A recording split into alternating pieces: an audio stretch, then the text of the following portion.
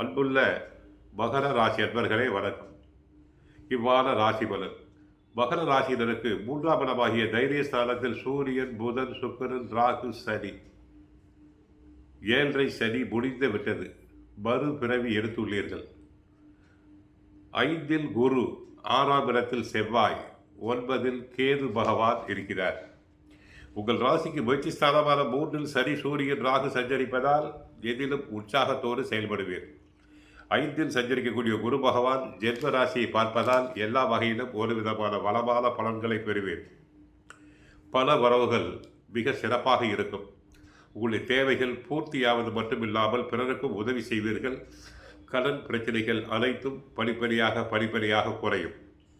குடும்பத்தில் இருந்த தேவையில்லாத கருத்து வேறுபாடுகள் அனைத்தும் மறையும்.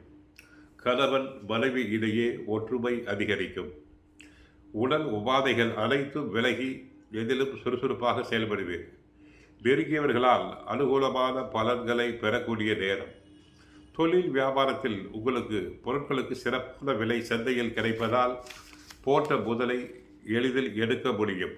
திறமை வாய்ந்த வேலையாட்கள் உங்கள் தொழிலில் வந்து இணைவர். உத்தியோக ரீதியாக உங்களது மதிப்பு மரியாதை உயரும். உயர் அதிகாரிகள் மனம் திறந்து பாராட்டுவர். நீங்கள் பட்ட கஷ்டத்துக்கு விரிவு காலம் பிறக்கப் போகிறது. மாணவியர்கள் படிப்பில் சிறந்து விளங்கி பெற்றோர் ஆசிரியர் பாராட்டுதல்களை பெறுவர். மகர ராசி பெண்களுக்கு அடுத்த வாரிசினை தற்சமயம் எதிர்பார்க்கலாம். 7.5 சனி விலகிவிட்டது. குரு பகவான் 5இல் சாதகமாக இருக்கிறார். ஆகவே முயற்சி செய்தால் அடுத்த வாரிசு உருவாகும். ராசிநாதன் சனி நன்மையே செய்வார். நினைத்த காரியம் நடைபெறும். தாங்கள் சிந்தித்து செயல்படும் செயல்கள் அனைத்தும் வெற்றி பெறும். சிலருக்கு இடமாற்றம் பரிமாறுதல்கள் உண்டாகலாம். வாரத்தின் 2ஆம் பகுதியில் உங்கள் 6ஆம் இடத்தில் இருந்த செவ்வாய் 7ஆம் இடத்தில் நீச்சம் பெற்று ராசியை பார்க்கிறார். சுக லாபாதிபதி செவ்வாய் வலிமை குறைவது நல்ல அமைப்பல்ல. பிளட் ப்ரெஷர், பிபி செக்கப் செய்து கொள்ள வேண்டும்.